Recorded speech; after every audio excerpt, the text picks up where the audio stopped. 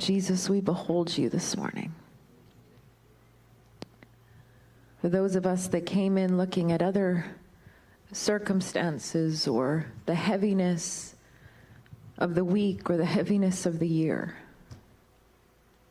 looking around at what's going on in the world, we turn our attention from those things and look at you, Jesus, our protector, our peace, our healer, our joy, our salvation. And even in the middle of things that we don't understand going on, we know that you are working things out, that you are holding us, that you don't miss a thing. You don't miss a moment. You know exactly where we are and what we're going through. Amen. And you are everything that we need. So Jesus, we look to you right now and behold you in Jesus' name. Amen. Amen. Well, you can be seated.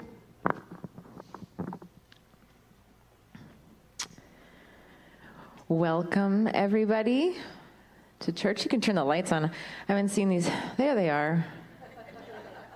You didn't leave. Well, I've been on vacation. I should say holidays. Vacation sounds like I went away. I didn't go away anywhere. I've been on holidays, and it's been wonderful to be able to, just press into the Lord.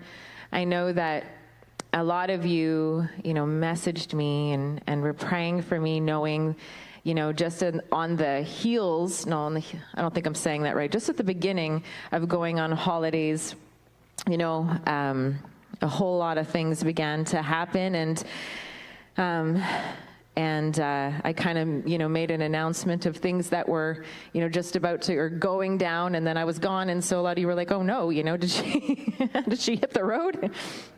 But I appreciate your prayers, and I appreciate you holding your heart and loving on me, and I'm so thankful for all of you. I will be very honest that it was a roller coaster ride for me, for sure, of trying to, make sense of everything that, was going on, and then also, when your reputation or your character gets attacked, that's also a very painful process. And so I'm thankful that it was really well timed, that I was able to go on holidays and just really lean in to God.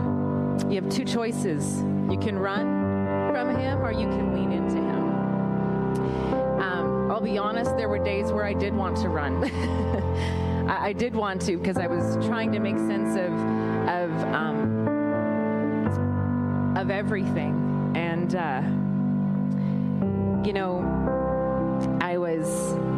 there was one day that I was, just trying to have conversations with God and seek his face, but also be like, I'm kind of upset right now. And this song came up out of me, and because in the middle of it, of trying to understand the things that are going on, and I didn't plan on saying this is not my message, trying to understand, sometimes you feel, and maybe I'm saying this for people that are walking through things right now, that you feel unsafe. You're like, I don't understand this. This makes no sense to me. I don't feel protected. I don't feel safe. What I thought isn't what, took place. And so there's a lot of different things. And out of me came out of a song, and I'm not going to sing it because I don't even remember. It just came out of me in the moment. And it was, you are safe inside the fire. You are safe inside of the storm. You are safe when you don't understand what's going on. You are safe because you're not alone. And then I began to sing out the words, and a lot of you will know this song. that I come to the garden alone while the dew is still on the roses and the voice I hear falling on my ear. And he walks with me and he talks with me and he tells me I am his own. And the joy we share as we tarry there, no other has ever known. And I started to sing that song and thinking of it all these years. I've sang that song thinking of, your quiet place, your peaceful place where you go and you spend it with God. And it's so beautiful and it's so wonderful because he's walking with me in my secret place, in my prayer life. But in that moment, I was singing it in the middle of a fire, in the middle of not understanding, in the middle of it being like, but I walk with you. I've got a word for you in the middle of this. I've got something to say to you in the middle of this. You're not alone. You're not alone. And I know that all of us in all walks of life go through things that don't make sense. We go through what feels like hell. And I want to tell you right now, you are not alone. He sees you. He knows the very moment. He knows the thoughts you think. There's a verse in somewhere in the Bible.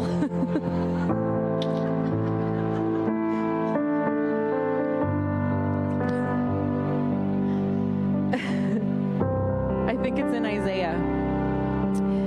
Somewhere in Isaiah, because that's where I've been hanging out, in Isaiah. So, and it says, when you suffered, he suffered.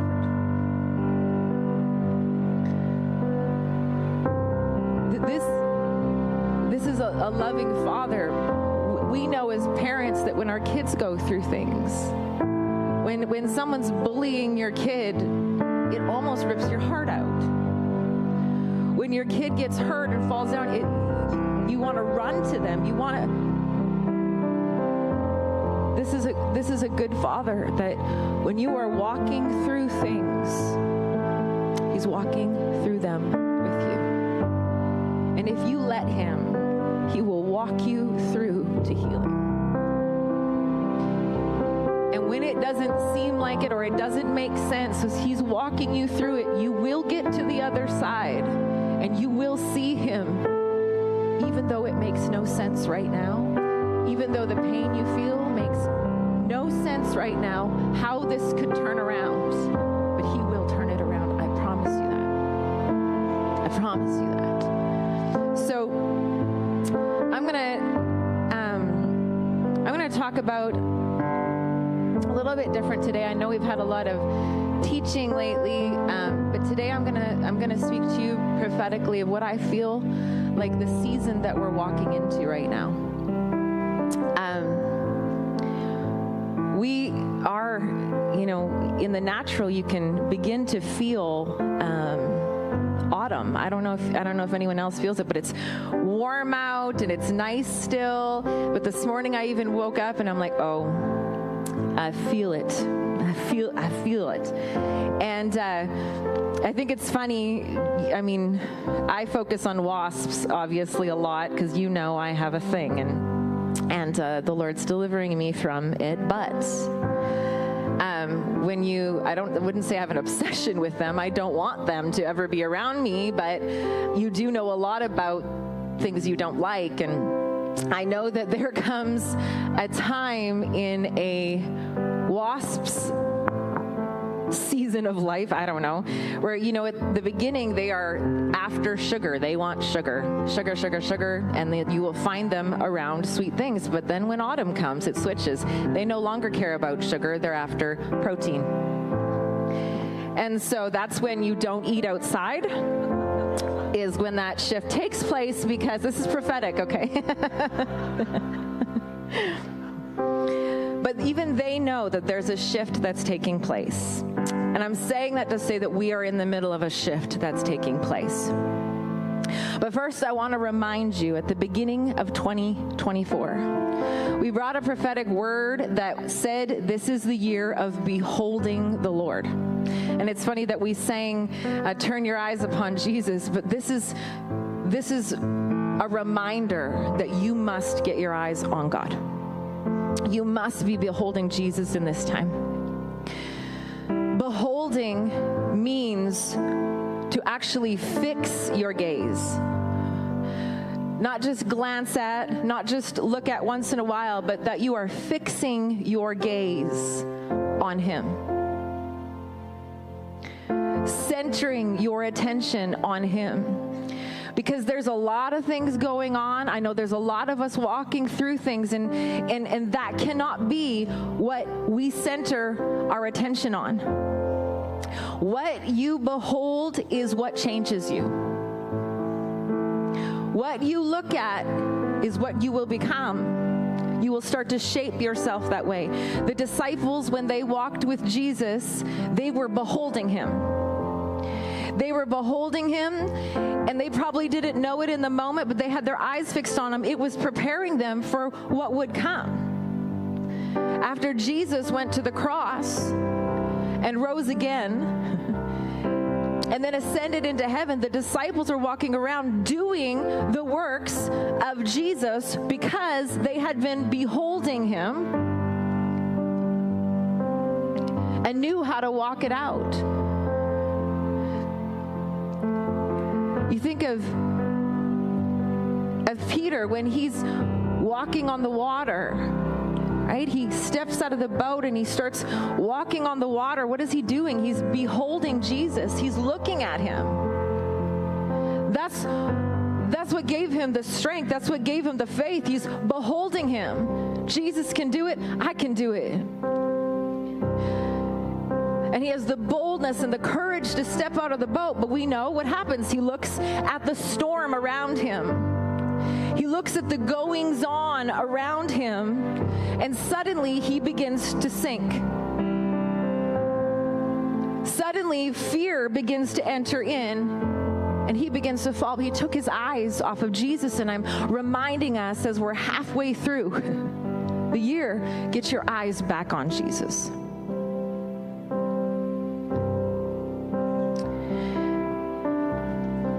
And I want to talk about the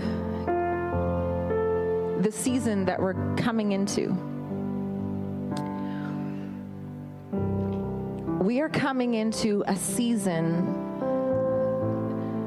of the justice and the favor of the Lord. That you will begin to see the hand of the Lord move justly. There have been injustices. There have been things of darkness, deeds of darkness that have been going on. And I'm going to read to you some scriptures that the Lord highlighted to me, but you will see the Father move in this direction where He will no longer allow injustices to take place.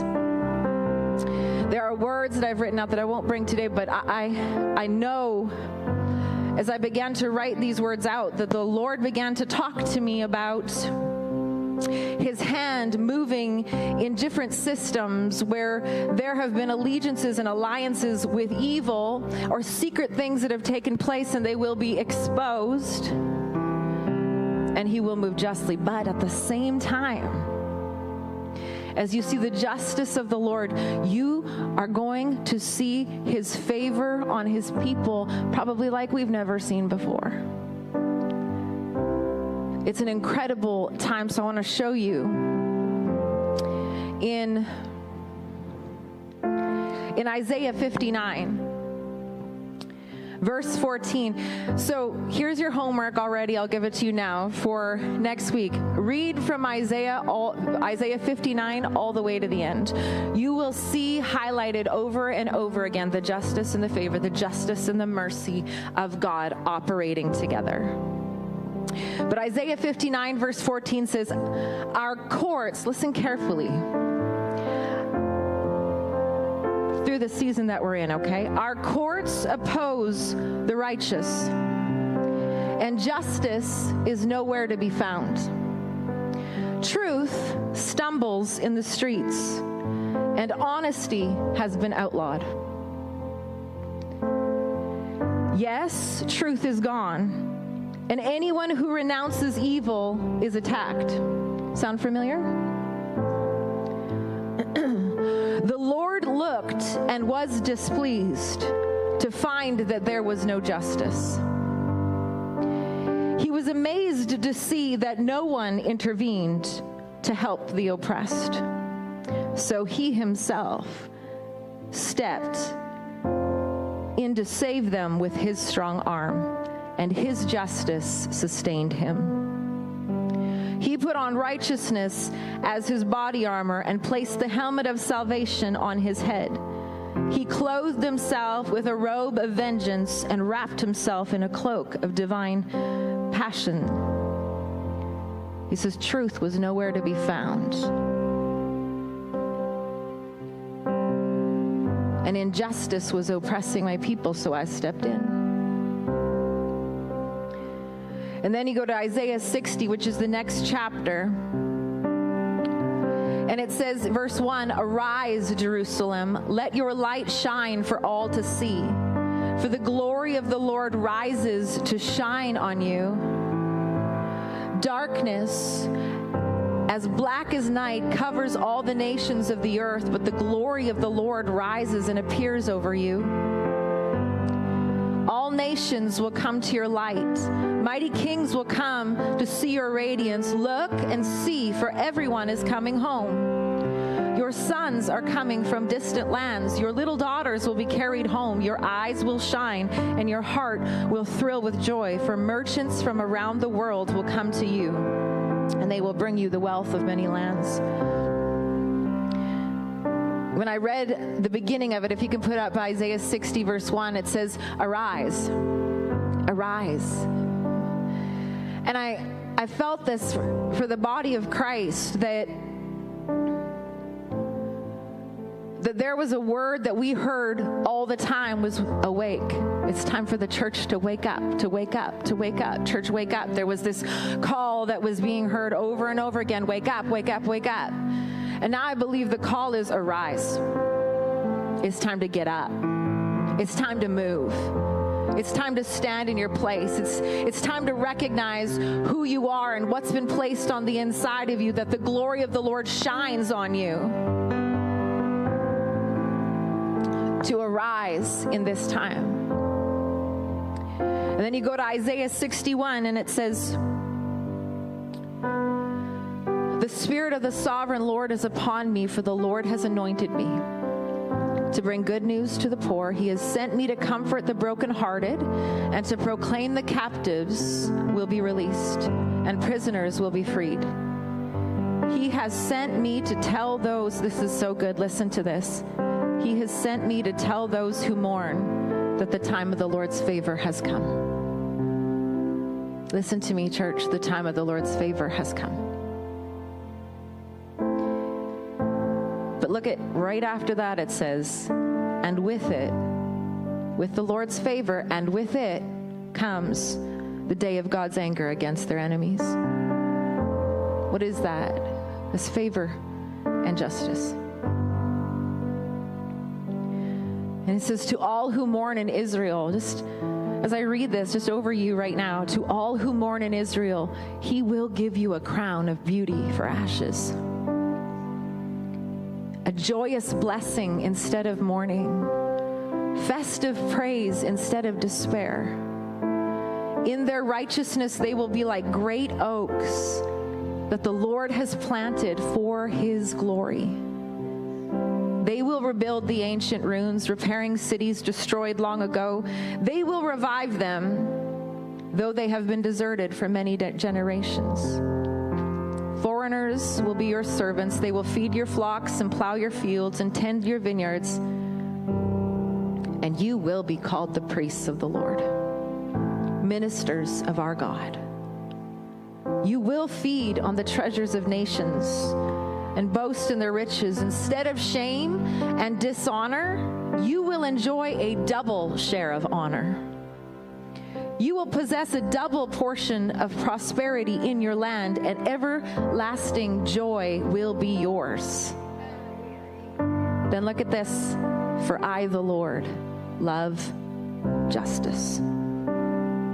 I hate robbery and wrongdoing.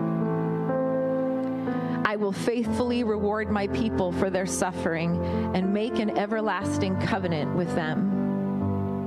Their descendants will be recognized and honored among the nations. And here's the favor of the Lord, and everyone will realize that they are my people, the Lord has blessed. The sovereign Lord will show his justice to the nations of the world, and everyone will praise him. His righteousness will be like a garden in early spring, and plants springing up everywhere. And I read this and I bring this today so that you recognize the season that we're in, but that you also hear me today, the promise of the Lord. Sometimes seasons get long. Walking through fire gets long. It gets hard, and we begin to lose sight. But I want you to open your eyes again today. This is Isaiah's response. In Isaiah 62, his response to the things that the Lord is showing him is this. Because I love Zion, Isaiah says, because I love Zion, I will not keep still. Because my heart yearns for Jerusalem, I cannot remain silent. I will not stop praying for her. I will not keep still. I cannot remain silent, and I will not stop praying for her.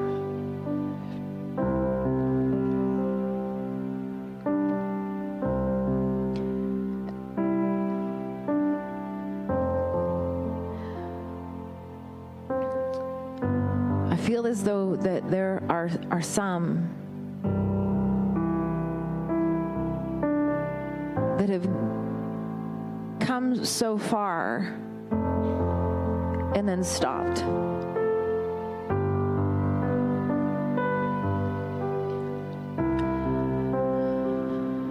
Or shut down, or stop believing.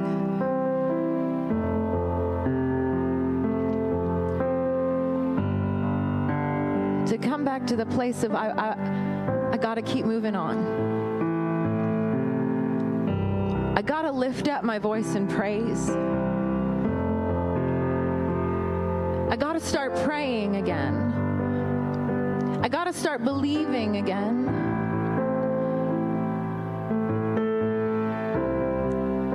Because there's a shift taking place. Hear me. Hear me.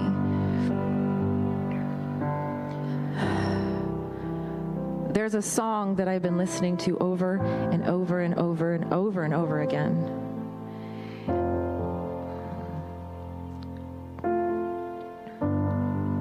And I declare it over Prince Albert because there's a shift coming here too.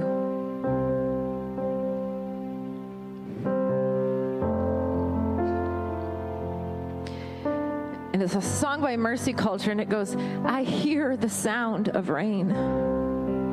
I hear the sound of rain. And I declare it over PA, falling on Prince Albert again. I hear the sound.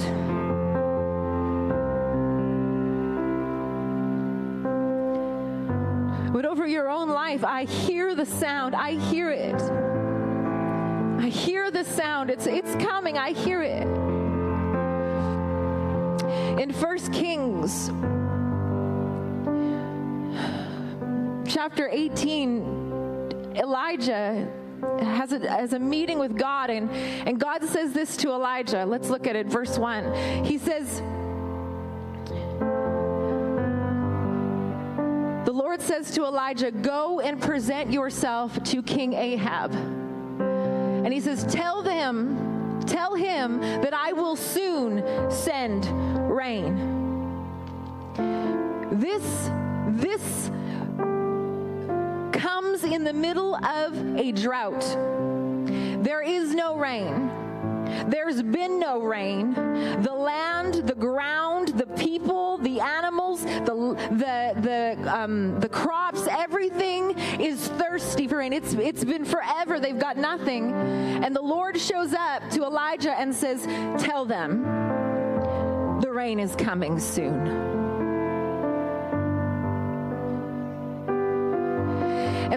Elijah begins his descent. I don't know if it's a descent, maybe. But he begins to go find Ahab. And as he's walking to find King Ahab, Ahab is having a conversation with Obadiah, and they're talking, and he says, let's see if we can move the livestock around and see if we can find water anywhere, because we have to keep them alive. And so Obadiah goes out to begin to see what he can find, and as he's on his way, he meets Elijah.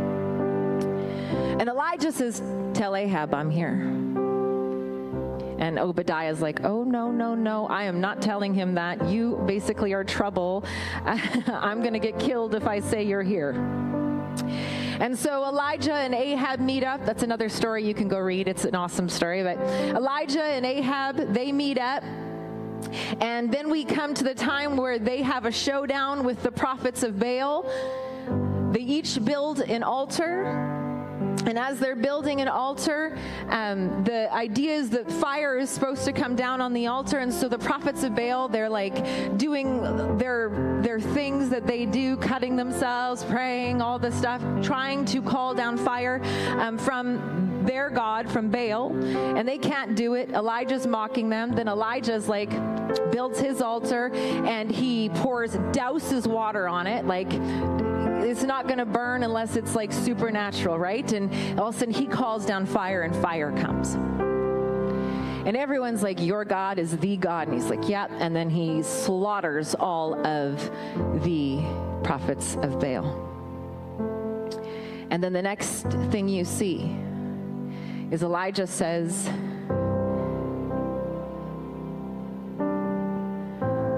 in 1841, he says to Ahab, go get something to eat and drink, for I hear a mighty rainstorm coming. There was no evidence of rain anywhere. There was no sign of it. There was nothing on his app. Those lie anyway. But there was no sign of it. But yet Elijah heard that rain was coming. He could hear it. How did he hear it? In his spirit. Because the Lord spoke to him, I'm sending the rain soon. He heard within himself that something was about to happen.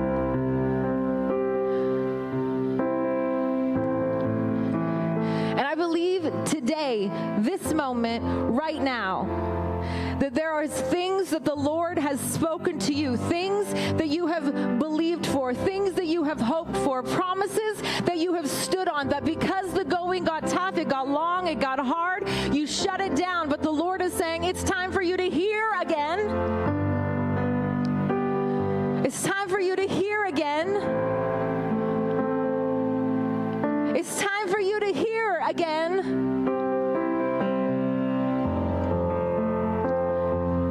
For the Lord has spoken it.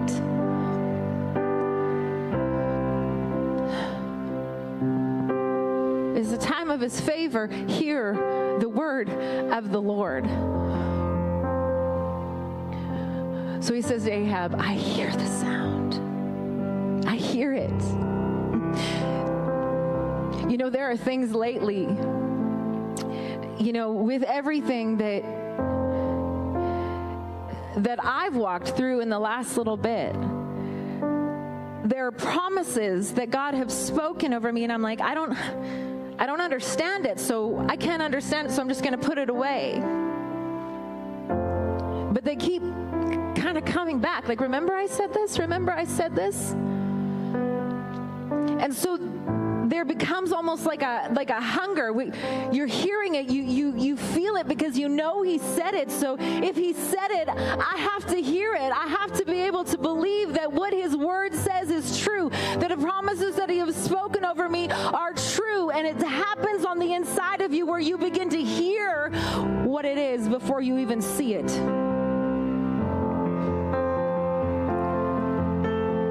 And so Elijah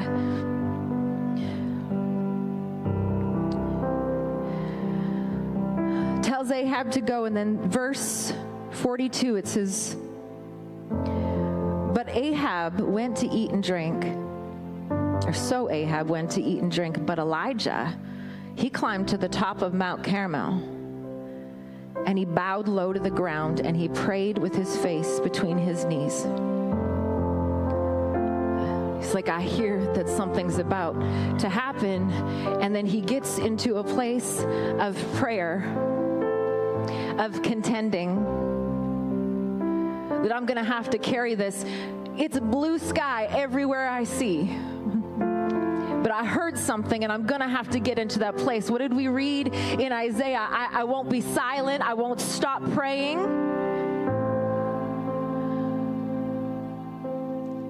I got to stand for something. So many times, because we don't see it, because it's been long, because it's been hard, because the fire has been hot, all the things, we just stop because it must not be the Lord. But Elijah's like, I gotta pull this in.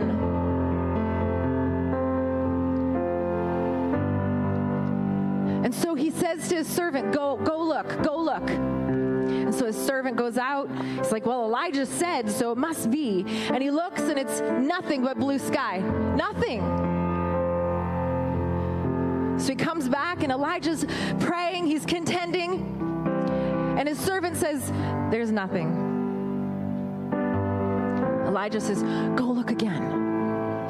Okay, well, it's the second time. I might have missed it. Or maybe his prayer finally worked. So I'm like, nothing. Comes back. Elijah, I think you missed it, man. There's nothing. Elijah says, go back. No, go back. Why? Because I hear it. I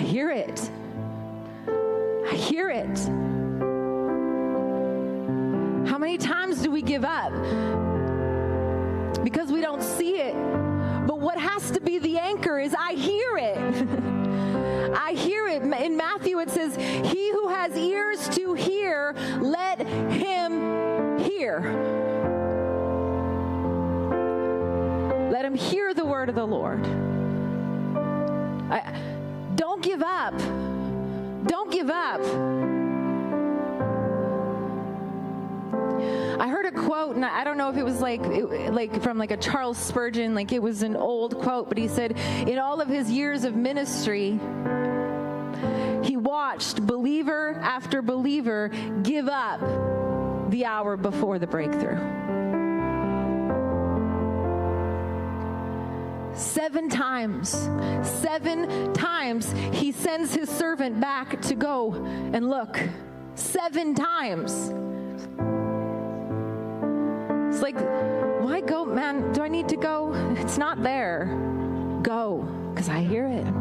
I can hear it. I can hear it over Prince Albert. You guys, I can hear it.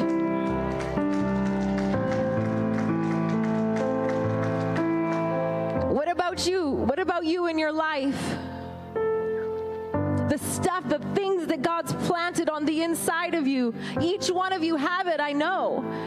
Some of you may think, well, I think it's just wishful. There are things that God has placed on the inside of you. It's time for you to begin to hear it again. So he goes back his 7th time, and he looks up, and it's like, well, I'm not sure if that's a cloud. This is me paraphrasing, okay? Don't get... It says there's a cloud the size of a man's hand. Think about that. Look at your own hands. It's up in the air. There's nothing else. There's this. Well, it's a cloud, I think. But nothing's going to form out of that. It's just a cloud. We don't look up in the air and we're like one cloud and we're like, oh, we better pack it in.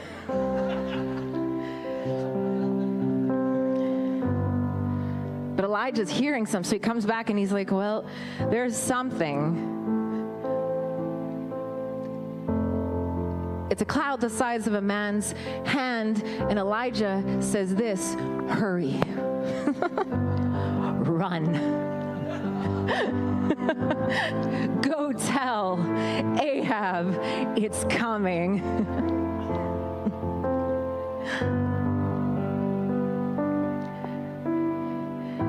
And so the guy goes running, and then Elijah begins to run to get to Ahab. And then it says at the very end, let me look if I put it in my notes today. It says, soon the sky was black with clouds. A heavy wind brought a terrific rainstorm. Because the Lord said, the rain is coming soon. And we're in this moment. I hear the sound of rain. I hear the sound of rain.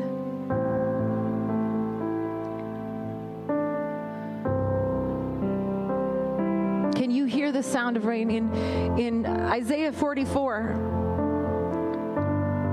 verse 3, it says, "For I will pour water on the thirsty land and streams on the dry ground." Have there been thirsty places in your life? Dry places in your life? You're like, I don't have a word from the Lord. This is it. I will pour water on the thirsty land. And streams on dry ground. I will. Say, I will. The Lord says, I will pour out over you. He says, I will pour out my spirit on your offspring and my blessing on your descendants. And they will spring up among the grass like poplars with streams of water. This one will say, I am the Lord's, and that one will call on the name of Jacob, and another will write on his hand, belonging to the Lord. And I will give himself Israel's name with honor.